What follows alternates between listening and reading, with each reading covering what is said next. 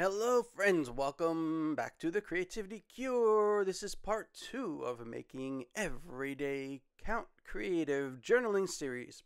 Today, I'm going to walk you guys through the artistic side of this creative journal for anyone who might be interested in the products I'm using and what techniques there are if you're not familiar with various art supplies. I'll help you out with that. So as you can see, I already have started the journal page. And right now what I'm going to do is I'm just going to use this stamp that I bought from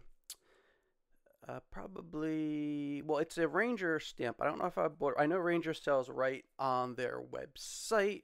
But you can get them. They're hard to find in like retail stores like Michael's. So I ordered it online, I'm sure. But I love, love, love. It's a rubber stamp, which I really, really love. This one, it doesn't matter so much, but and the reason I love rubber stamps is because of the detail they provide. And this one, like I said, doesn't matter so much because it's not necessarily a very detailed stamp. In fact, it's kind of lack of detail. But above all, the clear stamps are just everywhere. They look nice. They're probably less expensive to manufacture, and there are all different grades of clear stamps. Actually, if you guys didn't know. There are some that stick better, some that make better impressions. Ranger ink, that company really makes some high quality products, and they're actually they're located right here, right where I live. They don't have a retail shop where I live. But they have this is where they're manufactured. It's right in New Jersey, right on the Jersey Shore. And yeah, it's a really great company. So I'm not sure what the terminology is, but there are different people that have different products in the Ranger line, like Tim Holtz. He's one person. The person who makes this stamp is Diane Reveley, and she is a really amazing artist. No, I'm sorry. That is absolutely wrong. If you guys are all probably sitting there, no, that's not right. It's no, that is right. I'm thinking of Dina Wakely. There's a Dina Wakely, and she makes some really great products. And there's a Diane Rev. She also she's the one that made this stamp. So let me just step back a second. I was correct. It's Diane, and she makes products. Her name is spelled with a Y. She makes products, and you can tell that they're hers because they're called Dylusions, and they're also spelled with a Y. It's kind of play on her name. That is this stamp, and it's a leaf stamp. It's really cool, and what I like about it is you can create really awesome watercolor effects with the stamp. You can use I use distress ink. It kind of all just goes together. I use it right on, it's a water-based ink, and I use it right on the stamp. And you can mix and match the inks, and they can kind of touch each other, like on the stamp, and not contaminate each other. And I really love that. And they also make coordinating markers, which is what I'm using here to kind of just make a crisper, a darker detail to the watercoloring. This top part, like I said, I did in the first part of making everyday count. And if you go watch that part, you'll see how I color the stamp. But I'm going to be showing you in a second how I do more. But I really love. I love.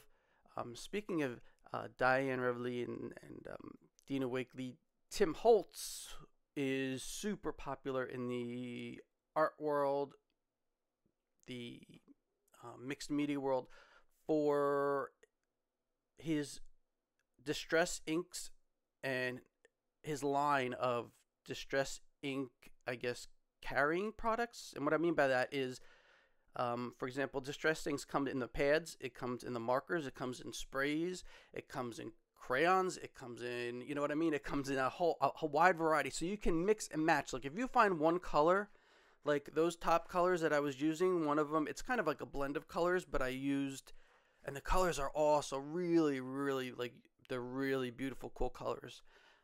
As you can see, I mixed a couple. One was peeled paint, and they all have like really like fun names. Peeled paint, there's bundled stage, no, bundled sage. Bundled Sage, which is actually one of my favorite colors in both the Distress ink and Distress Oxide ink, which is sort of new-ish. It's more of an opaque ink. Right now I'm using Vintage Photo in the marker version, and no, I'm using frayed burlap. I'm sorry. I tried to use the frayed burlap, and it had actually dried out, or I'd used it too much. It might actually be out of ink. Either way, if it has dried out, you can use this Distress Refresher, and you can use this on any of the products.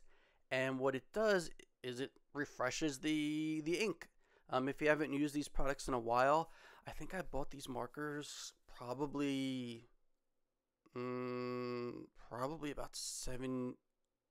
Could it be 7? It was at least 5 years ago. And I don't use the markers as much as I use the other inks. I don't know why.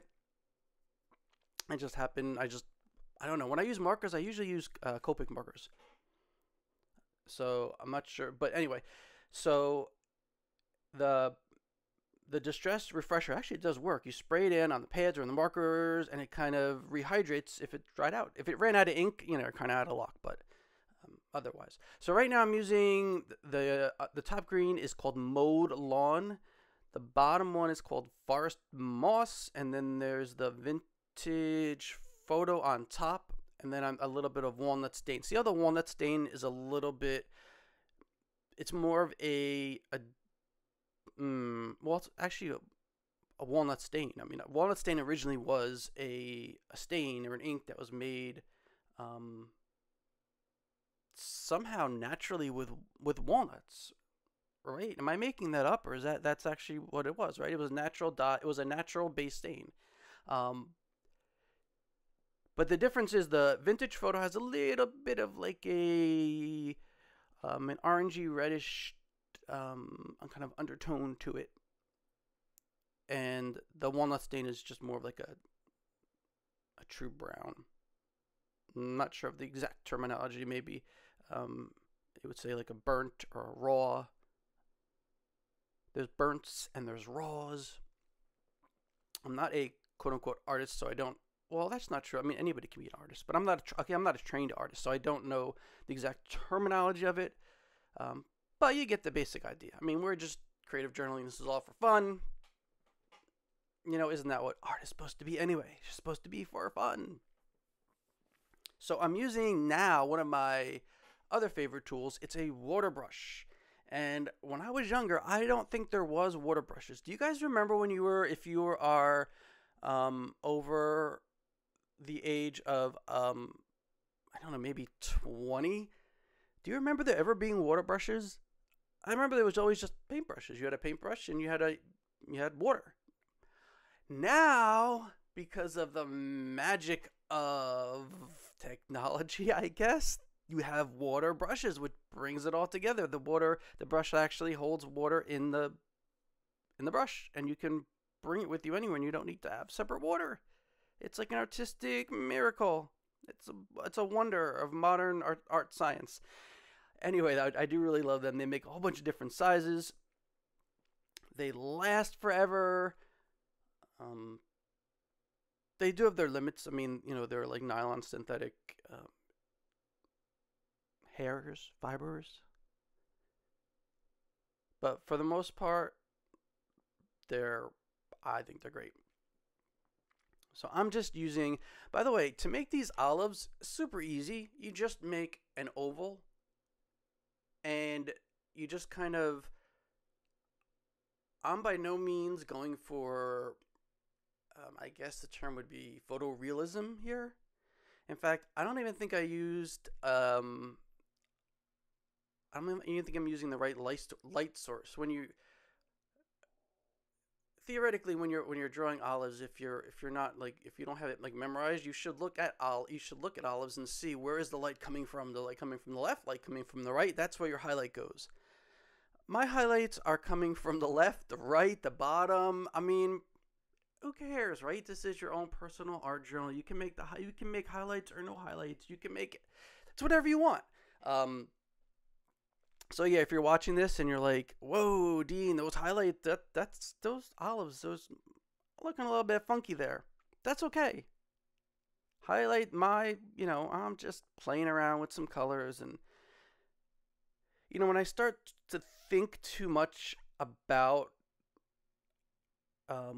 what I'm doing, it tends to be less about making every day count and having less stress, and more about um, focusing too much on the details, which is fine if that's what I'm aiming for. But when I'm creative journaling, I just want to have fun.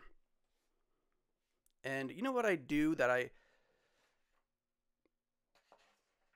usually that I it's kind of a habit that I didn't realize a lot of people also did, is they draw things out of memory instead of looking at it. Like, even you can just get a photo of olives, look at the photo, see what it looks like, and then that's a common mistake that a lot of beginning or maybe intermediate artists have, is they just try to draw off the top of their head, and you're just making it harder for yourself. If you just look at olives and you'll see, well, on the bottom is, this is where the shadow goes, this is where the highlight goes. It'll make your life a lot easier. And I mean, it's just so easy to get a photo off the internet. And I'm not saying download it, just look at the photo. Look at the photo on the internet and just see what they look like, and where they add the shadows and where they add the highlights. But I'm just going for the traditional shadow on the bottom, highlight on the top, blending it out with the water brush. I'm just using a darker green, which theoretically a lot of shadows aren't necessarily a darker green. They're kind of a mixture of another color. A lot of times the shadows will have like a blue tint kind of mixed in with it. Or you can even use like the opposite of the color to add like a kind of desaturation factor, which the opposite of green would be red. So if you add a little bit red, it'll kind of create, like, if you don't have every single marker out there, you can just add some red marker over the green, or blend it in with the green, and it'll kind of make a desaturated, kind of grayish, deeper tone. You just have to kind of play around with it and see what that's actually is essentially what art journaling is. It's playing around, getting to know your mediums. And that's why artists keep art journals. For our purposes, I'm calling them creative journals, because I mean, they're kind of half regular written in journals. By the way, did I tell you what I'm using in case you're not following? In case I forgot to mention, this is a heat tool, which is essentially a fancy hair dryer. No, that's actually technically not really. It's like a hair dryer, but instead of blowing high velocity of air, it doesn't blow. It blows hot air, but in a lower velocity. So it dries really quickly without like blowing all your supplies off your desk and all the paper go away. But yeah, heat tool essential. Everyone, I think, should have a heat tool. Everyone also should have a white Sharpie or Posca pen marker. These are amazing.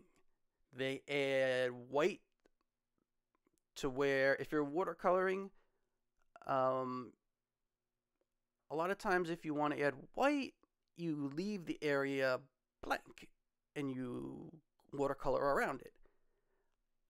Also, perfect pearls. They're another kind of like a must-have. Perfect pearls are really, they're a pigment powder with like a resin in them to help them bind to the well, for in our case, we're going to be using an embossing ink. But the resin helps them bind to like the embossing powder, embossing inks, whether it's through a marker or through an ink pad, embossing pad, and it kind of glues them, seals them in. Whether a regular mica powder, however, these aren't actually. I don't believe these are actually mica powders. On the Ranger website, it specifically says pigment powders. Mica is a mineral. There are mica powders, and it's a a natural mineral. It's ground down into this powder. And I know there are some companies that make. I think it's one's called Pearlex, and it makes mica powder. For some reason, I don't know. These aren't called. They're not in. Ranger doesn't officially call them mica powders. It calls them pigment powders. So I have a feeling they're not natural stone or mineral mica. They're pigment. But either way, they're really amazing. They add a really cool shine to anything you're doing. And because they have the resin built in, they stick really easily to Versamark inks, which are, embossing inks, or to these pens that I'll be using in a second. And that Sharpie water-based, that was a water-based. Sharpie also makes an oil-based white paint pen, which I don't like for art journaling purposes because it's a really glossy finish, and I don't like the odor of it as well. This water-based one, it makes like a more of a matte finish, and it's water-based, so I don't feel as bad like smearing it around with my fingers, and it doesn't have solvents in it.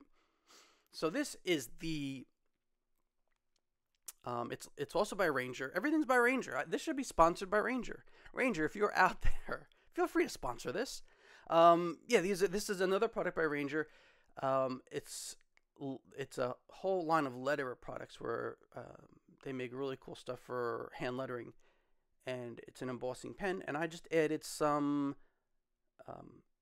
You can't see it because it's clear, and then I'm just gonna brush lightly the Pearlex pigment powders right over, and it's gonna add like a pearlescent kind of shimmer that that olive leaves have. And by the way, this is like I said, and in no means meant to be photorealistic. If it was, the olive leaves aren't actually. Olive leaves are like a bluish, greenish color. Like if you look at them closely, I've been fascinated by them because they're just like the top of the olive leaf is like this dark bluish greenish, but because it's so glossy, it reflects light, and the bottom is like this soft shimmery, almost like a pearly finish, and reflects light, and it's like a velvety kind of, I don't know, it's just a really cool looking leaf. So I brushed off the powder, and you could see how it like shimmers in the light. I'm trying to capture the shimmer. Right? How fun is that? I mean, when you are art journaling, you just can't have any more fun than a little bit of glitter or pigment powders. Well, glitter. See, the pigment powders won't haunt you for the rest of your life the way that glitter will. And you guys know what I'm talking about. The glitter, especially if you're a guy and you craft with glitter, people know. People know. Like the next day you'll be at the grocery store and it looks like you've been at a rave all night. And so these powders don't do that, so they're awesome. Anyway, that is it for today. I would love for you guys to comment with any questions, tips, advice you might have on what you do to feel better and live your best life. Please subscribe. It really matters. Also, thumbs up, and I'll love you forever. Have an amazing day, and I'll talk to you guys again soon. Bye.